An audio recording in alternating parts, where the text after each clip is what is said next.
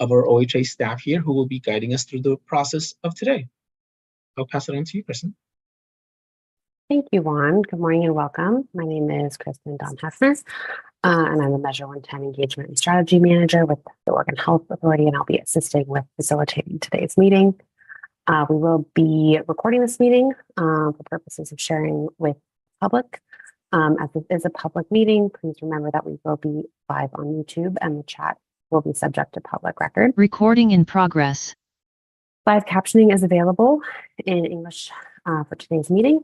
So a heads up to everyone that we are now going live. Perfect, thank you. And again, we would like to thank for your contributions today, everyone who has joined us today.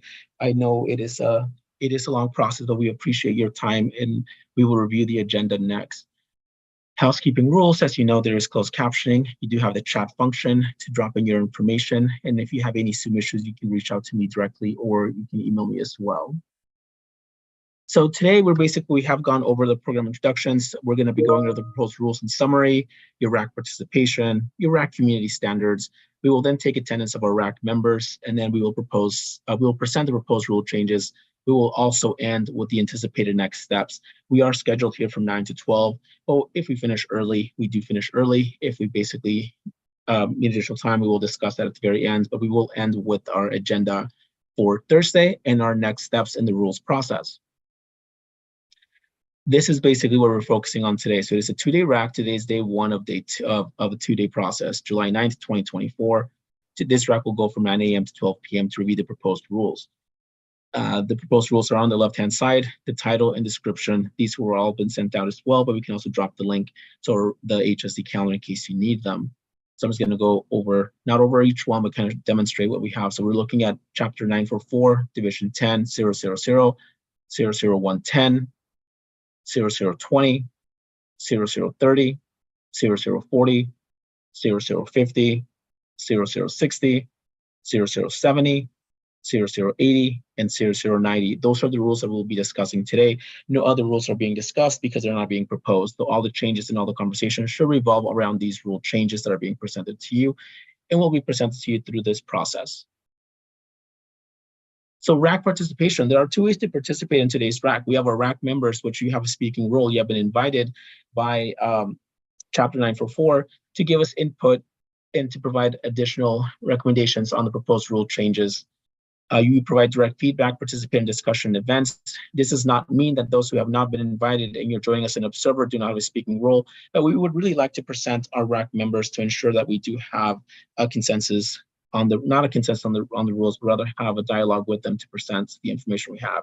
RAC members should have received an email confirming your membership. If you did not receive an email, you are a RAC observer. However, all RAC participants, that both members and observers, will be able to submit written feedback and edits, proposed edits to the follow for this RAC. You may submit them via email up until July 12th, 2024 at 5 p.m. And we'll let you know that email in a minute. So please remember that this RAC includes members with a wide range of RAC experience. Some of you have done hundreds of these, dozens. Some of you, this is your first one, so welcome. Again, we appreciate you taking the time out of your busy day to join us today. RAC members, again, can provide feedback on proposed rule changes and also on our chapter's racial and fiscal impact statements. And then you may also, when you are ready to provide feedback, you can come off mute, state your name, at least for the first time, and your affiliation, and provide your feedback to us. If you drop it in the chat, the same thing. Just state your name and affiliation so we can kind of arrange the feedback accordingly. So with that, Jennifer, if you'd like to take our attendance of our RAC members.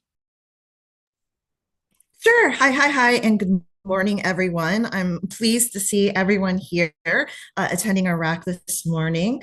And just to make it official, let's go ahead and do a roll call. If when I call your name, you could reply with present, that would be amazing. So I have Meredith Concepcion.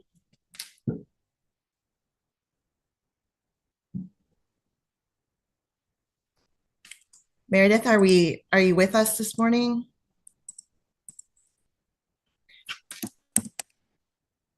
And then we have Zeb Payne. Zeb. Okay, moving forward. Melinda Bell. I am here, present. Good morning, Melinda. How are you? Good morning. Good. Great. Thank you. Sabrina Garcia. Good morning. I'm here. Good morning, Sabrina. How are you? I'm great. Thank you. Great. Dharma Murtha.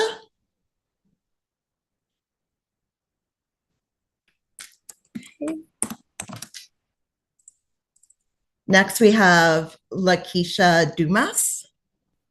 Here. Hi, Lakeisha. How are you? Hey. Jonathan Duncan.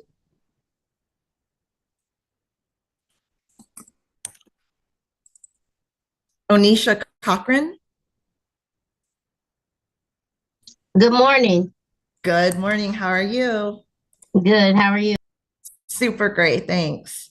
Okay. And then we have Amy Madrigal Bates.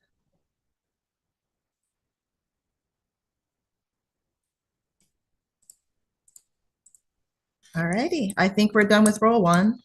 Perfect, thank you. Next, the next thing that's going to happen, we're going to present the text on screen for the proposed rule text. When you're ready, you can raise your hand via Zoom. If online, if on the phone, just let us know that you would like to present some feedback to us.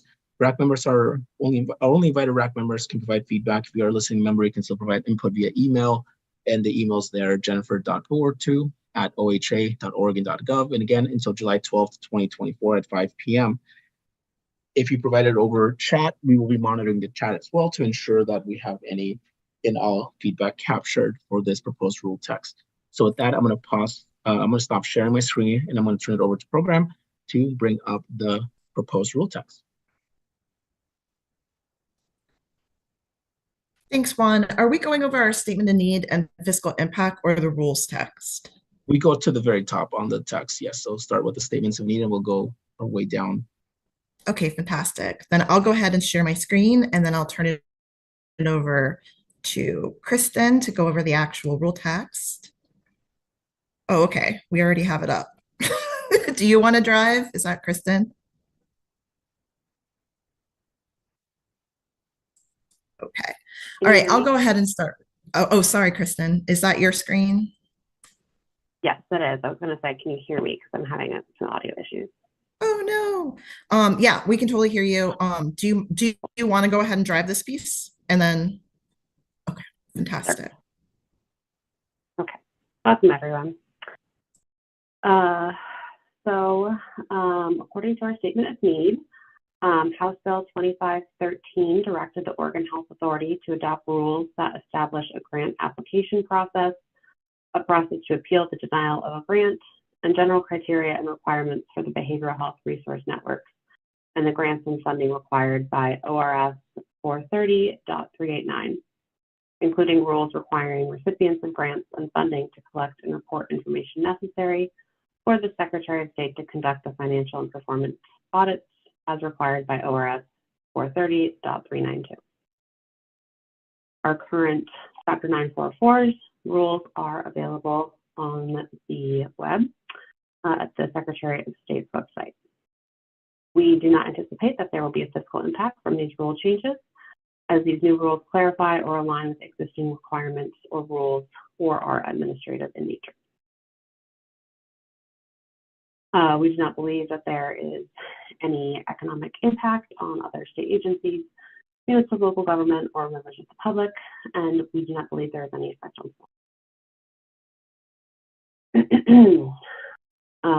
these rules are expected to have a positive impact on racial equity across the state because the rules facilitate successful implementation of the Behavioral Health Resource Networks, or BHRNs. These new rules and expectations are clear for the BHRNs, facilitating the provision of culturally and linguistically specific services throughout their service array continuum.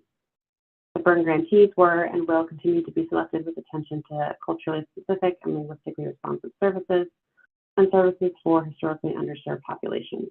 And so providing clarity to the grantees will make it more likely that they can successfully provide these services. And then Kristen, just a quick pause. It looks like we have a message in the chat that they're having a hard time hearing you. I'm sorry about that. There is nothing I can do. Having audio issues today.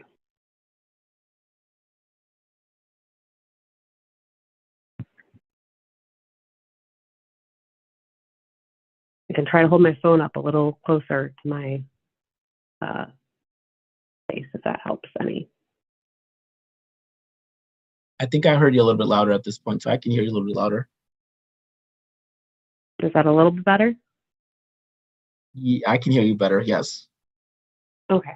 I apologize. I'm having audio issues this morning, and there is not a lot I can do about that at the moment.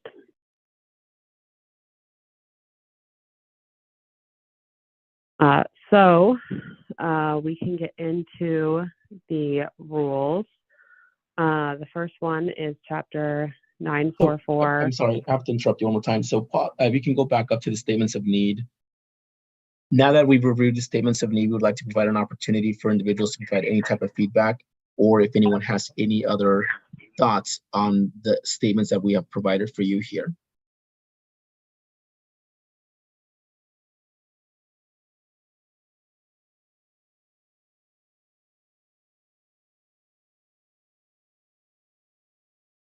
Not hearing anyone, I believe we can go on to the rules then. Thank you.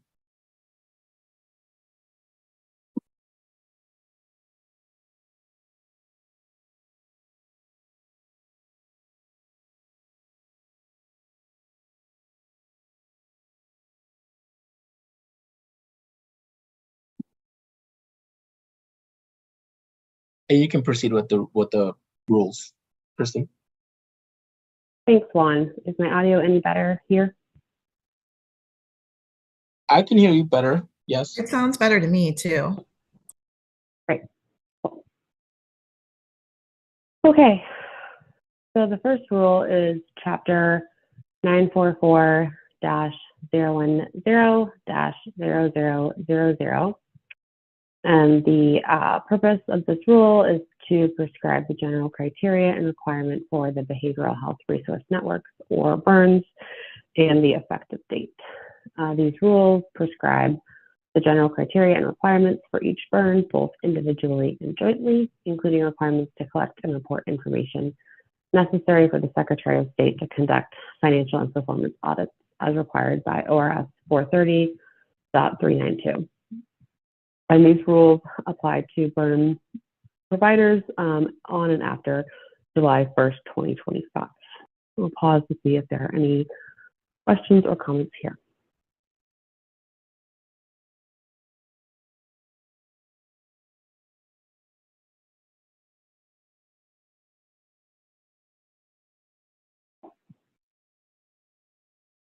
Okay, not seeing any, and we can always come back to them.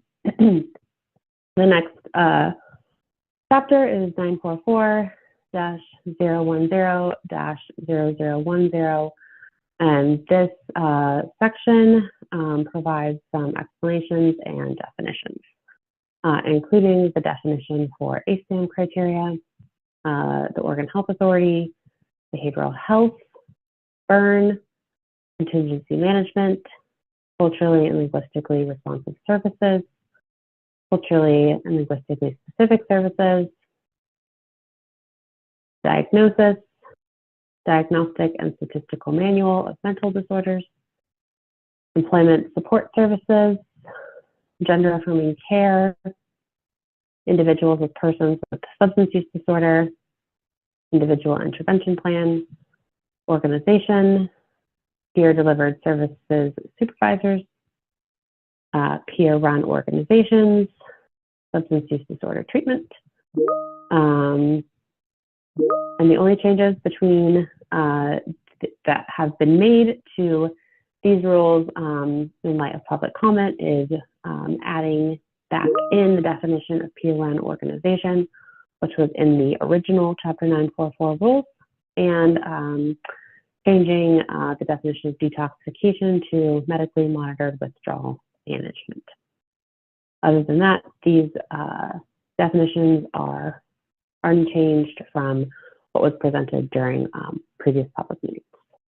Pause here to see if there are any comments or questions.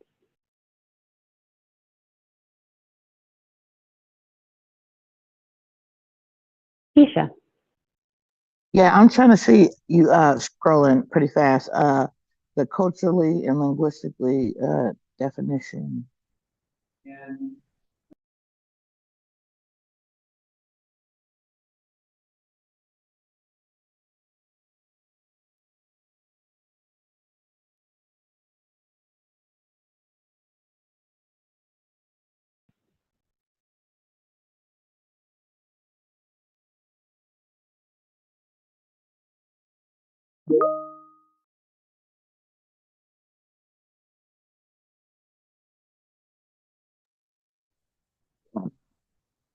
I know we've been struggling with this definition, but I'm wondering why it doesn't really kind of mirror the peer-run organizations where a majority of the staff are part of that culture. Would you like to suggest that as a change? I would. Thanks, Keisha. We'll put that down.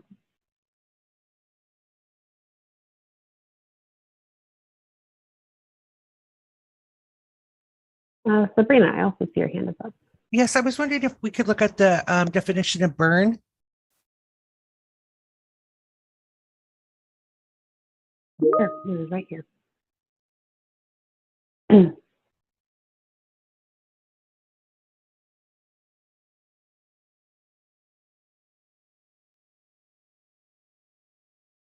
And is this the same language from the chapter 944, like an altered or the same definition? Yes. Thank you, Kristen. Of course. Thank you.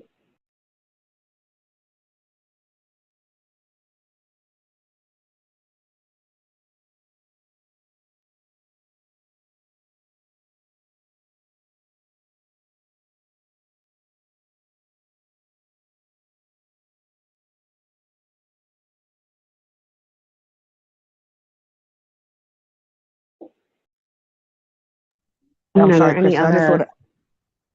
Yeah. I'm Sorry. Go sorry. ahead. I just want to note that comment is for the culturally specific services. Yeah. Yeah. I got that. Thank you. Adding in kind of mirroring the definitions of peer, so the majority of who are represented, right? Yeah. Yes. Thank you. You got it. Thank you, Keisha.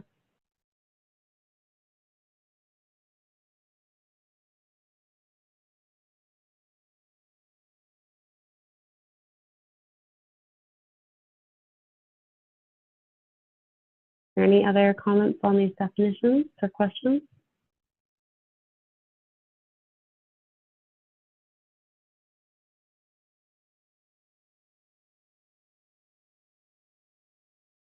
Happy to either revisit them or if you think of things, please email Jennifer so that we can include your comments.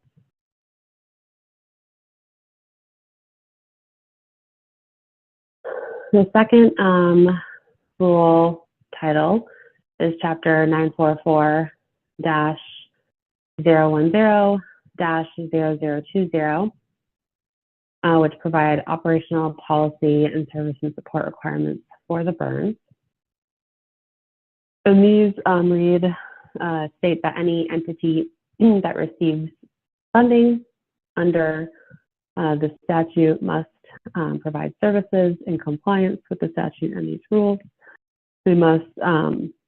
Organizations must maintain, implement, and formalize policies that detail how they will operate and offer services, including but not limited to culturally and linguistically specific services, culturally and linguistically responsive services, accessibility for people with intellectual and developmental disabilities, accessibility for people with physical disabilities, gender affirming and responsive care, LGBTQIA2S+ affirming and inclusive services, youth-friendly and inclusive services, patient-centered and non-stigmatizing services, including use of person-first, non-stigmatizing language, trauma-informed engagement and care, services for parents or non-traditional parents with minor children, pregnant persons if applicable, and data collection. If organizations are not providing culturally and linguistically specific services, they must provide and coordinate culturally and linguistically responsive services. The draft rules also state that each entity must maintain adequate staffing to provide these services and supports. And we made a clarifying change in response to comments that we received during the public comment period to attempt to clarify that at least one service provider, which in each of the following categories must be employed by an entity or entities that comprise the burn. These are people that are not employed by the burn itself, but by grantees that make up the burn. And that is a certified alcohol and drug counselor or other credentialed addiction treatment professional acting within their scope of practice, a case manager, an addiction peer support specialist, an addiction peer wellness specialist, a recovery mentor, a youth support specialist, and an addiction peer support, an addiction peer wellness specialist, supervisor or peer delivered services supervisor. The rules state that each burn must maintain partnerships and clear referral pathways to appropriate services and opportunities, including employment, training, and education, family counseling, parenting support and childcare, and youth services, state and federal benefits, assistance to address food insecurity, coordination to other local, county, and state agencies as appropriate, and referral and coordination with agencies providing services to those who have experienced physical abuse, sexual abuse, or other kinds of domestic violence, primary care services, and expungement services. So this title really just outlines what the burns are required supports and services that the burns are required to offer. I'll pause here for any questions or comments.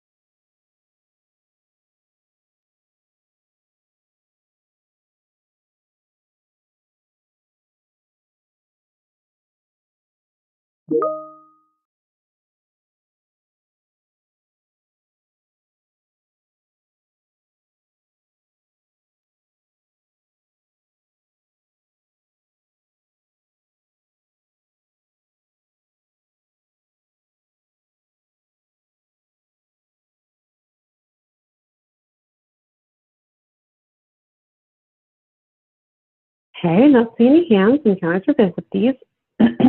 We'll move on to the individual definitions of the services that the burns have to offer. So Chapter 944-010-0030 provides the criteria for screening services.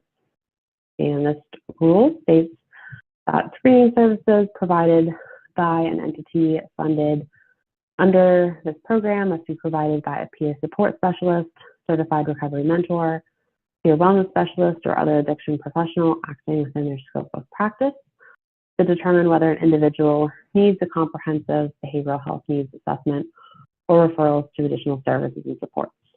A screening must, at minimum, cover the following: acute care needs, treatment for substance use disorders and coexisting health problems, personal safety, harm reduction, addiction peer supports, housing, employment and training, child care, food and other basic living needs, and the need for and provision of mobile or virtual outreach services.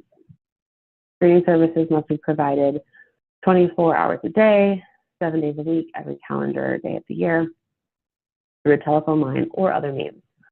A burn can rely on the statewide telephone hotline established by OHA for telephone screenings during non-business hours, such as evenings, weekends, or holidays. Once the screening is completed, an individual must be provided at minimum with referrals to all requested and appropriate services, supportive services if the individual is waiting for services that are not readily available, and if after the completion of the screening, an individual indicates a desire to address all or some of the needs, a case manager must work with the individual to design an individual intervention plan to address all of the needs identified in the screening. I will pause there, see if there are any questions or comments on the screening definition.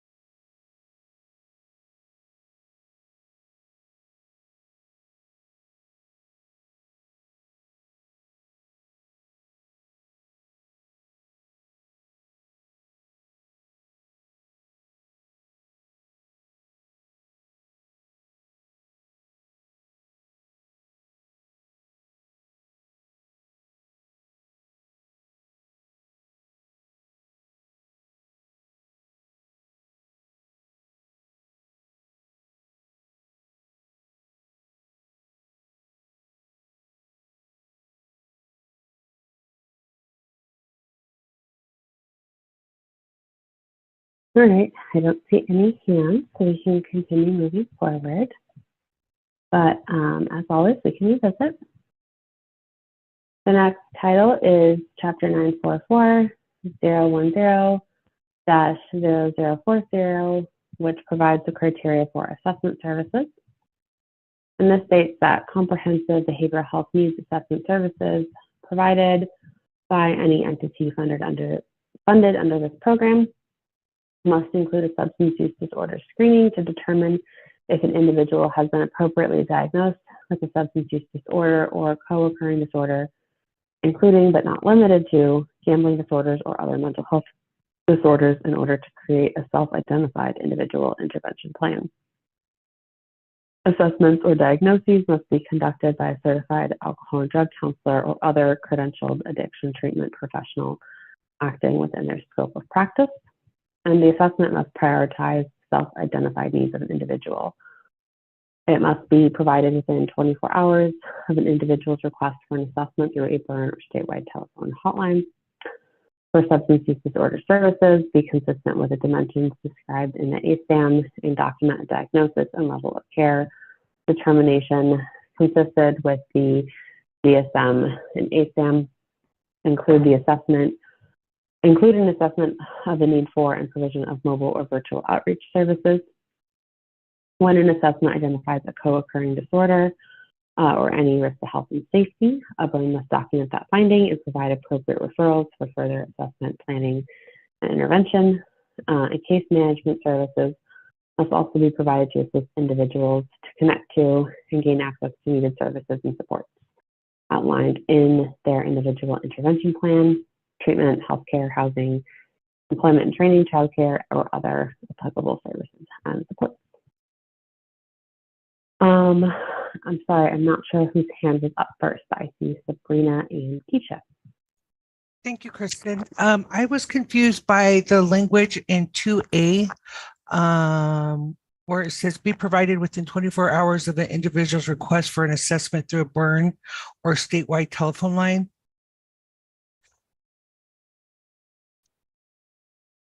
Okay. What is your question, Sabrina? So does it mean be provided within 24 hours of an individual request for an assessment through a burn, or what does it mean when it says or a statewide telephone line for an assessment? Sure. So a caller could call the statewide telephone hotline after hours or on a holiday or a weekend for a screening. And if they, request a assessment then and receive a referral to a burn provider, then that provider would need to make an assessment available within 24 hours from that referral from the statewide telephone hotline. Otherwise, an individual could receive a screening in person or from a local burn provider.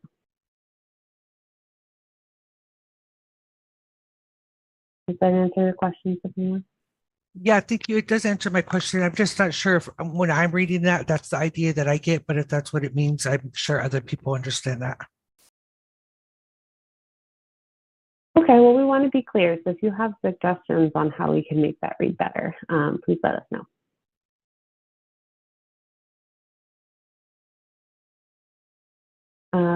Keisha. Yeah, real quick, I thought for the hours, the 24 hours, we were gonna do a range, maybe like 24 to 72 hours for an assessment. We can put that down as a suggestion.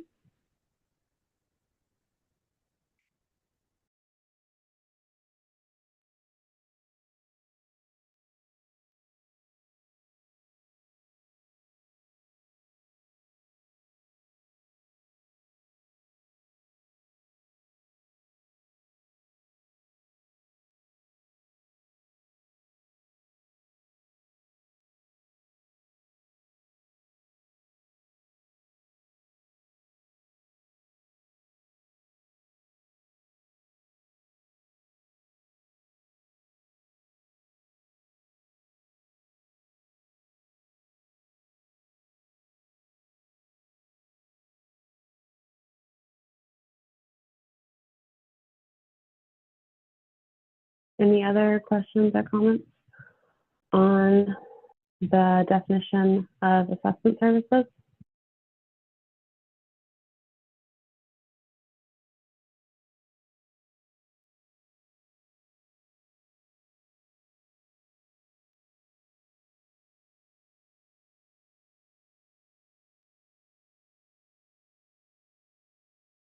Okay. The next section is chapter 944-010-0050, and this section is criteria for peer services, and states that ongoing peer counseling and support provided by an entity funded under this program must be provided through the implementation of an individual intervention plan, as well as through peer outreach workers engaging directly with marginalized community members who could benefit from the services described in these rules. These services can be provided by peer support specialists, peer wellness specialists, certified recovery mentors, or youth support specialists. And any entity providing ongoing peer counseling and support must have at least 1 hour of supervision for the addiction peer support specialists, certified recovery mentors, and addiction peer wellness specialists per week, delivered by a qualified peer services supervisor, and 1 hour per week of supervision by a qualified clinical supervisor when in a clinical setting. These supports must include guidance in the unique discipline of peer delivered services and the role of peer support specialists and peer wellness specialists. It also goes on to state that peer counseling and supports can also include employment support services. I'll pause to see if there are any questions or comments on the criteria for peer services.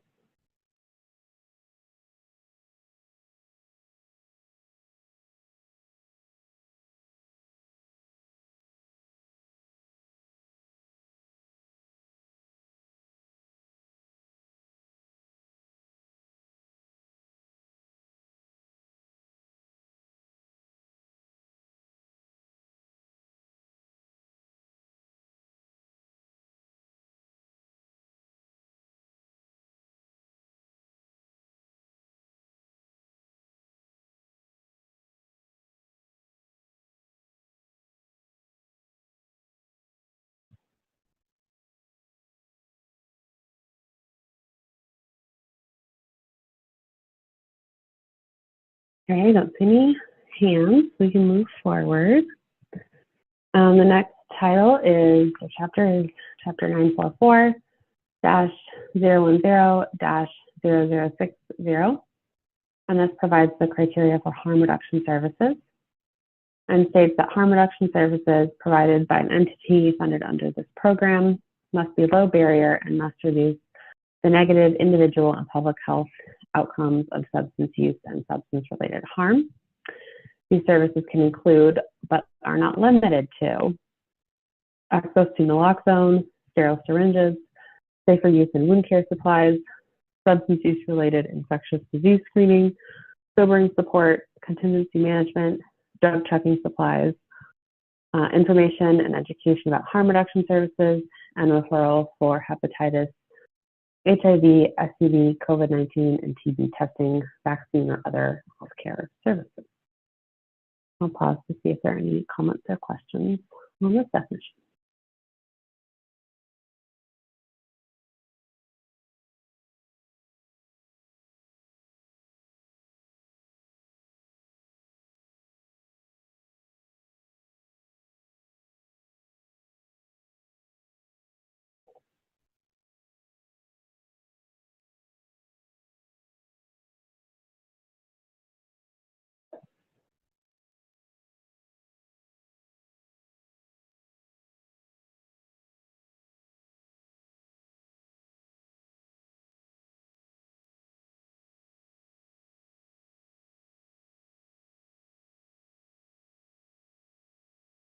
Okay, not seeing any hands. Can I revisit it? Chapter 944-010-00700 provides the criteria for substance use treatment services and goes on to state that an entity funded under this program to provide low barrier substance use treatment services cannot have any programmatic barriers such as a lengthy intake, appointment requirements, assessment or treatment planning sessions, exclude individuals because of prior missed appointments. Also, these providers must provide treatment services with little to no wait time, no more than 48 hours after a screening and an assessment that identifies substance use treatment as the needed service. The services must be provided regardless of an individual's ability to pay or insurance coverage, and regardless of an individual's criminal history, warrant status, state residency, or citizenship status. These providers must engage in outreach services and community engagement, must offer individuals using substances by injection interim referrals or information to reduce the adverse health effects of substance use and promote the health of the individual, and reduce the risk of overdose and transmission of the disease, including counseling and education about bloodborne pathogens. If the individual is pregnant, counseling on bloodborne pathogen transmission, and peer-delivered supports, mentoring and recovery services that address parenting and youth in transition, if applicable. These services must be provided without stigma, in a way that's trauma-informed, regardless of active use, are culturally and linguistically specific, use a harm reduction approach, including the immediate goal of improving quality of life and protecting against loss of life, are individualized to meet the unique needs of each individual, to provide a unique recovery trajectory, personal to each individual rather than dictated by a treatment provider, include medication for substance use disorder if appropriate, and to facilitate low barrier treatment that must address any transportation barriers facing the individual in order to facilitate access to treatment services and supports, including minimizing or eliminating travel between multiple service providers. I'll pause here to see if there are any comments or questions about low barrier substance use treatment definitions.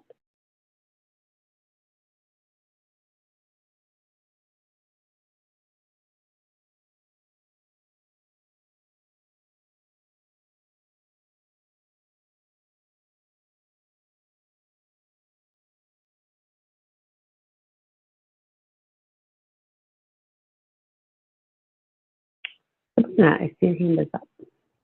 Yeah, I was just wondering if we're going to have a way to monitor number A. I can see that it's number A, having programmatic barriers such as lengthy intake, appointments, requirements, assessments. Are we going to have a way to monitor that? So one of the questions providers are asked is if they have if they deny services, or if they, and one of the questions that we can ask additionally is if they have a wait list. So that's one way that we can monitor that requirement.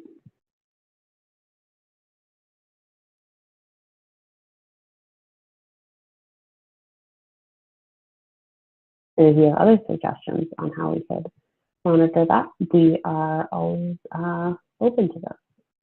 I just had a follow-up question, Kristen. So do we have that information now, you're saying, due to the question you asked, or is that a question that's going to be posed in the future? We have information on denials, and we can ask a question about wait lengths, wait times. But that's not something that we, I think, currently collect, I'm pretty sure.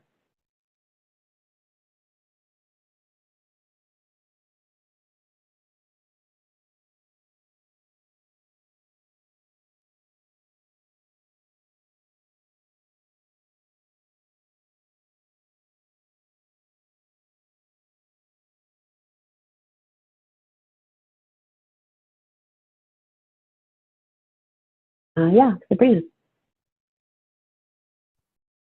So then I have another question about another large capital A, when it says with little or no wait time, but no more than 48 hours after screening and an assessment that identifies substance use treatment as a needed services. So what are we expecting after the 48-hour period for them to be connected into services, correct? Yes, so if an individual wants treatment services, that they would receive those within 48 hours.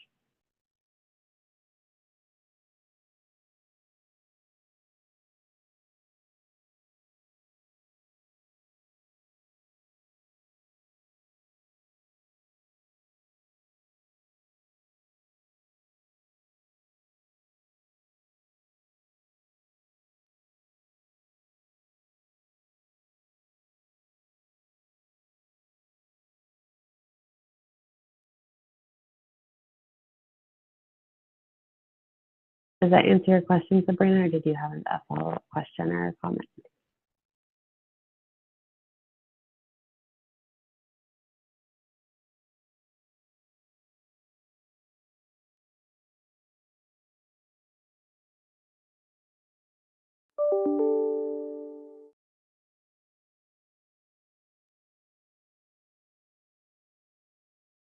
Okay, I don't see any other hands, so we can move forward, but as always, we can come back to this.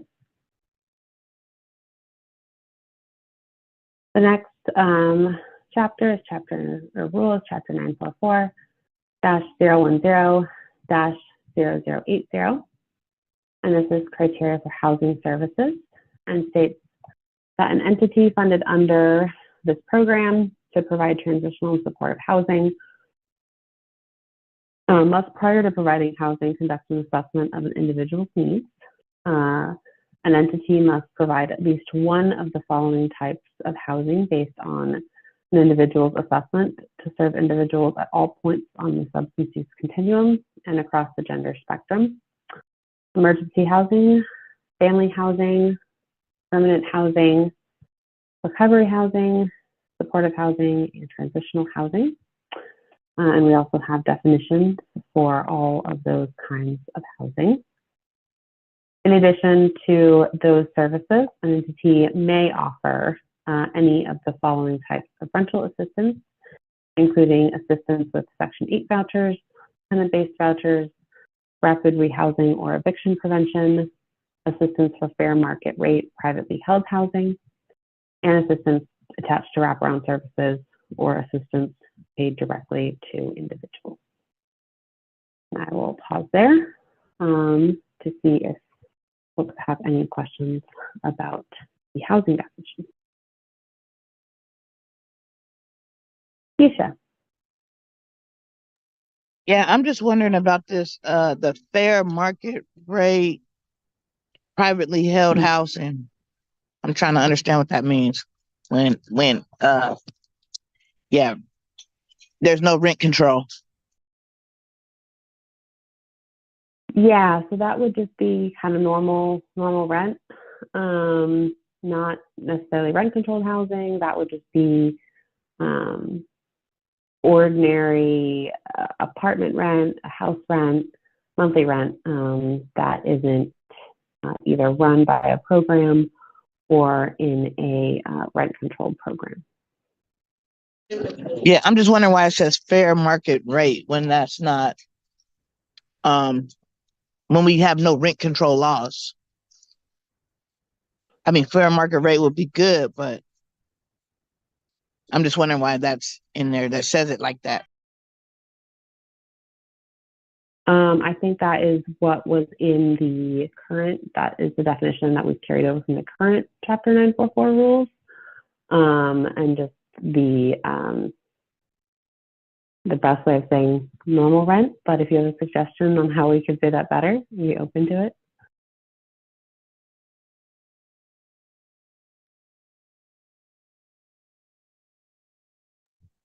I guess just rental assistance for privately held housing. I mean, without the fair market rate part.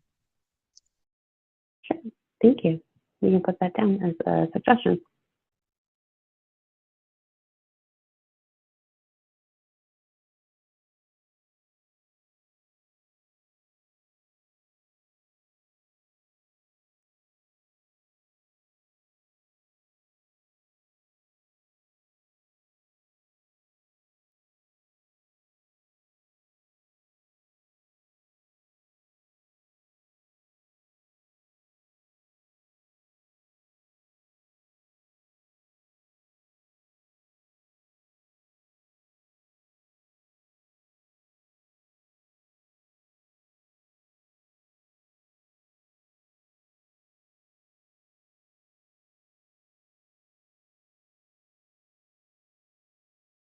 Okay, let's see any other hands for this section.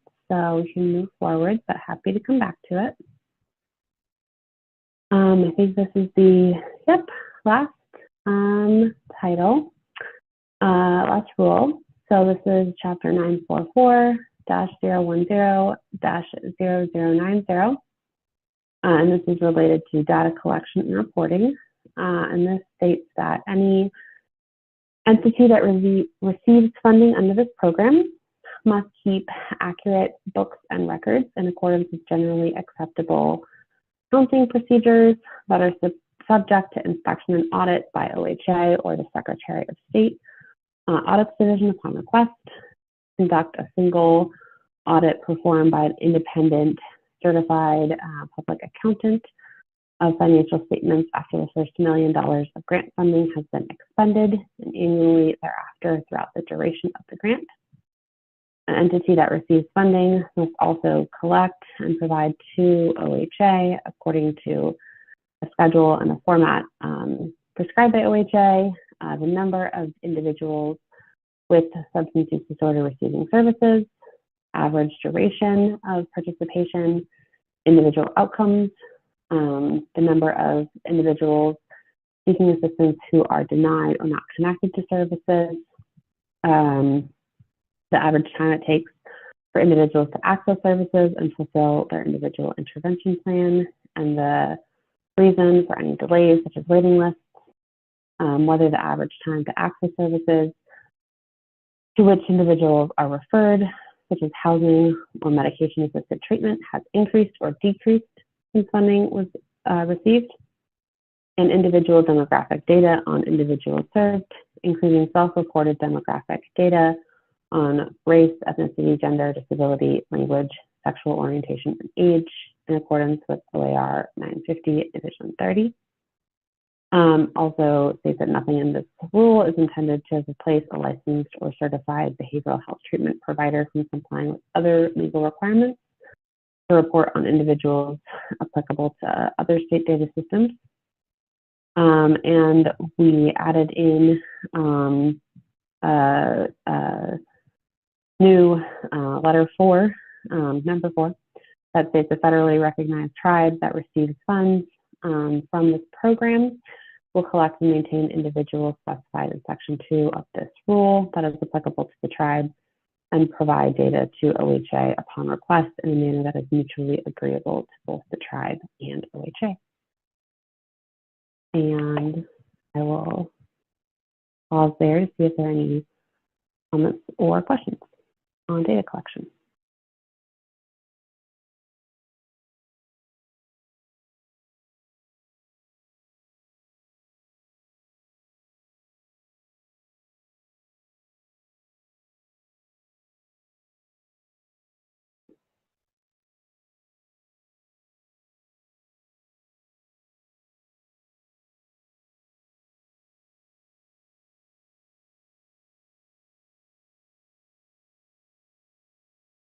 Dharma, I see your hand is up.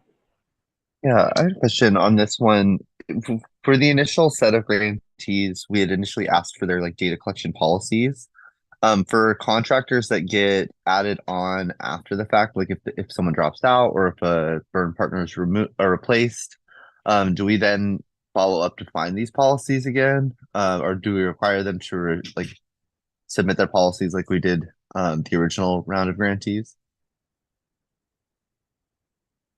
Yeah, so any grantee that is a subcontractor or subrecipient of these funds has to also have a policy on file that mirrors the 12 policies and procedures outlined in the grant agreement. And that language is not in the rules, but in the grant agreements.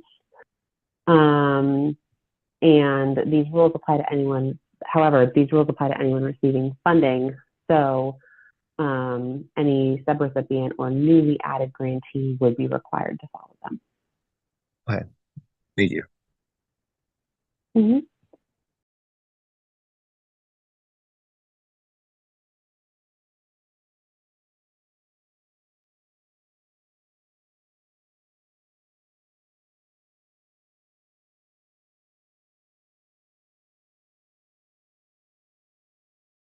Dharma. I'm wondering for counties, for smaller counties, while they're collecting this really data, what's the cutoff for when the information would be suppressed? Like when the number is too small that they wouldn't be able to report it? I believe it's anything under 10. Is there any way that can they add a caveat that they could have discussions with patients to release the information if they consent to do so? Just wondering for patients in these communities that might want their data counted. Like if there's only a few, right, trans women of color in Bend County, and I want to be counted in with the data, is there ways for clients or patients to like consent to their data being released? I think, though, that would have to fall under OAR 950 Division 30, which is outside of the scope of the Chapter 944 rules. Okay, thank you. Mm-hmm.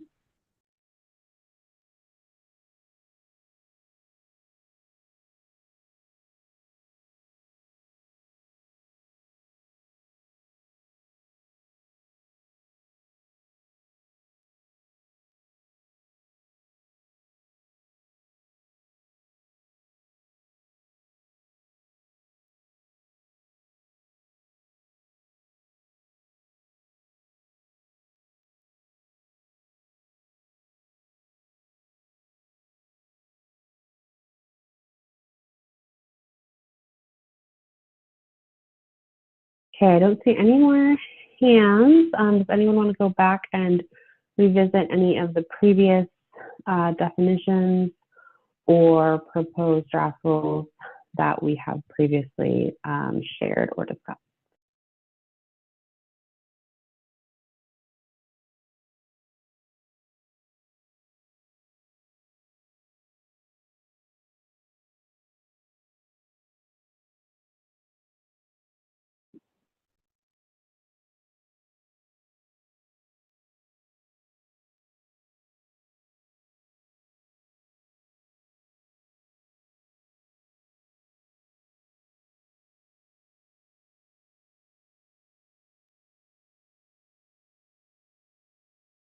Not seeing any. If you do think of Comments or questions, you are free to email them to Jennifer before this Friday, July 12th at 5 p.m. And we will make sure that they are included in the comments that OHA reviews. With that, I think I'll turn it back over to Juan for next steps. Perfect. Thank you, everyone. We appreciate your time. So let's take a look at our next steps. So let me share my screen. So you should be seeing our main screen, which was the instructions in the email. So as Kristen mentioned, you have until July 12th, 2024 at 5 p.m. Email jennifer.poore, P-O-O-R-E, the number 2, at oha.oregon.gov. In case you have any thoughts or any other feedback you would like to provide, included again from the statements of need or the proposed rule changes that you have just observed.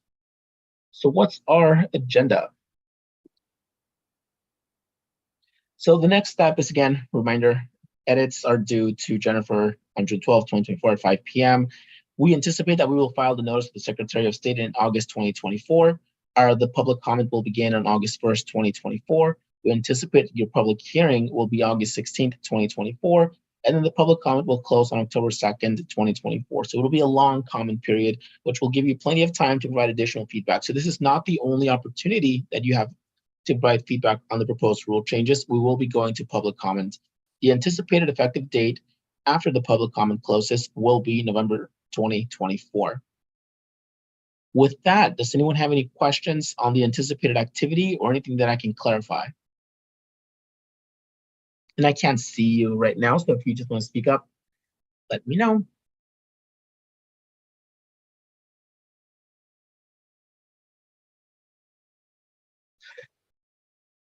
Perfect. So not hearing from anyone. The next RAC will be held on Thursday. And I thank you for your time. And I'll stop sharing. Thank you, everyone. Thank you, guys. Thank you, Kristen. Thank you, everyone. you, Have a good day. See you Thursday. Bye. Bye. Recording stopped.